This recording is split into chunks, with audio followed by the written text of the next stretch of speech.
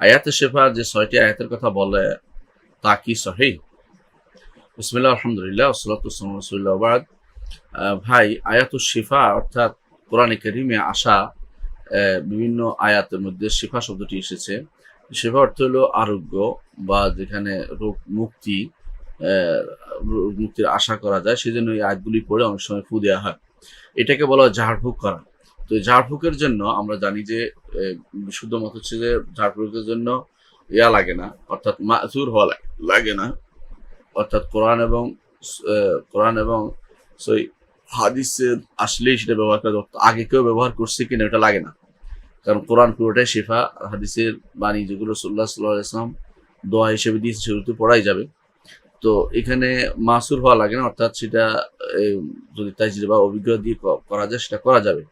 অর্থাৎ রুকিয়া শারঈয়ার জন্য শারঈভাবে রুকিয়ার জন্য যে জিনিসটা নিষিদ্ধ সেটা হচ্ছে অজানা কোনো কথা হবে না বা শিরকি কোনো কথা হবে না বা গুনার কোনো কথা হবে না বা কোনো এমন কোনো তাওয়াসসুল থাকতে পারবে না যে শিরকি তাওয়াসসুল বা হারাম তাওয়াসসুল থাকতে পারবে না। কারো ওয়া ধরা, ওসিলা ধরা এগুলো থাকতে পারবে না। এর বাইরে কোরআনে কারীমে যেহেতু আল্লাহ তাআলা কোরআনে কারীমকে শিফা হিসেবে দিয়েছেন সেহেতু সেটা যেকোনো আয়াত পড়ে ফু দেওয়া যাবে। আলেমরা অভিজ্ঞতার ভিত্তিতে ৬টি আয়াতকে আয়াতুশ শিফা বলেছেন।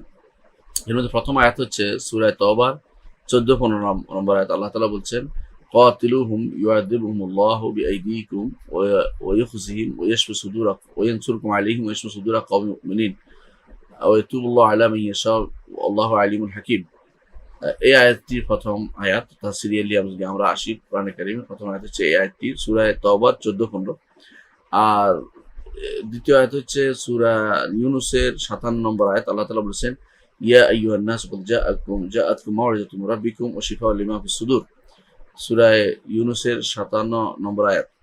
এরপরে সূরা আন-নাহলের ৬৮-৬৯ নম্বর আয়াত। আল্লাহ তাআলা বলছেন, ওয়া আওহা রাব্বুকা ইলান নাহলি আন ইত্তাখিযি মিনাল জিবালি বুয়ুতান ওয়া মিনাশ শাজারি ওয়া মিম্মা ইয়া'রিশুন সুম্মা কুলি মিন কুল্লি সামারাত فاسلكي سبل ربك ذللا يخرج من بطونها شراب مختلف ألوانها فيه شفاء للناس إن في ذلك لآيات لقوم يتفكرون।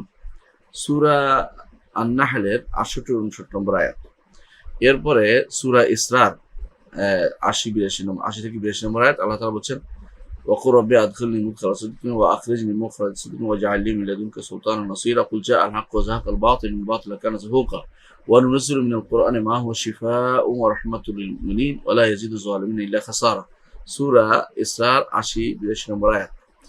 আর এরপরে হচ্ছে কোরআনে কারীমের সূরা শুআরার ৭৮-৮০ নম্বর আয়াত। আল্লাহ তাআলা বলছেন, আল্লাযী খালাকানি ফাহুয়া ইয়াহদিন ওয়াল্লাযী হুয়া ইউতঈমুনি ওয়া ইয়াসকিন ওয়া ইযা মারিদতু ফায়াশফিন।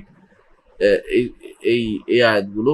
আর সর্বশেষ ফুসসিলাতের 44 বা ৪৪ নম্বর আয়াত। আল্লাহ তাআলা বলছেন, ওয়ালাউ জাআলনাহু কুরআন আ'জামিয়্যান লাকালু লাউলা ফুসসিলাত আয়াতু আ'জামিয়্যুন ওয়া আরাবী কুল হুয়াল্লাযীনা আমানু হুদান ওয়া শিফাء ওয়াল্লাযীনা লা ইউমিনুনা ফি আযানিহিম ওয়াকরুন ওয়া হুয়া আলাইহিম আমা উলাইকা ইউনাদাউনা মিন মাকারিন বাঈদ। সূরা ফুসসিলাতের অথবা হামিম সেজদার আরেক নাম, এটার ৪৪ নম্বর আয়াত। তাহলে আমরা দেখতে পাচ্ছি এই ৬টি আয়াতকে আলেমরা সাধারণত আয়াতুশ শিফা বলে। এগুলি বিভিন্ন প্রয়োজনে ফু দেন বা এগুলো লিখে খাইয়ে দেন। এগুলো পড়া এবং এগুলি বিভিন্ন শিফার জন্য ব্যবহার করা জায়েজ আছে, কোনো সমস্যা নেই। কারণ কোরআন আয়াত, কোরআন হচ্ছে আল্লাহ তাআলার সিফাত। আল্লাহ তাআলার সিফাতের ওসিলা দেয়া, আল্লাহ তাআলার সিফাতের ওসিলা দেয়া জায়েজ আছে না, এবং সিফাতের ওসিলা দেয়া জায়েজ, সেজন্য সেগুলি ব্যবহার করা জায়েজ আছে। সেগুলি দিয়ে কোনো রোগের জন্য প্রতিষেধক হিসাবে ব্যবহার করা জায়েজ আছে। আল্লাহ তাআলা তার ইচ্ছায় তিনি যদি চান তিনি শিফা দিবেন, তিনি যদি না চান তিনি শিফা দিবেন না, কিন্তু ব্যবহার করা জায়েজ হবে। দ্বিতীয় এখানে আরেকটি কথা দরকার, সেটা হচ্ছে কিন্তু এগুলোকে তাবিজ আকারে কখনো যেন কেউ থলের ভিতরে লটকায় না দেওয়া হয়। কারণ এইভাবে তাবিজ লটকানো নিষিদ্ধ, হাদিসে নিষিদ্ধ আসছে। সর্বনিম্ন পর্যায়ে হচ্ছে এই তাবিজ লটকানো হারাম, তারপরে ছোট শিরক, তারপর বড় শিরক পর্যন্ত হয়ে যায়। সুতরাং কোনোভাবেই তাবিজ আকারে এগুলিকে দেওয়া যাবে না। এগুলি কি করা যাবে? এগুলি পড়ে ফু দেওয়া যাবে, এগুলি লিখে খাওয়ানো যাবে। এই দুইটা ছাড়া আর কোনো পদ্ধতি নেই এগুলি থেকে শিফা অর্জন করার।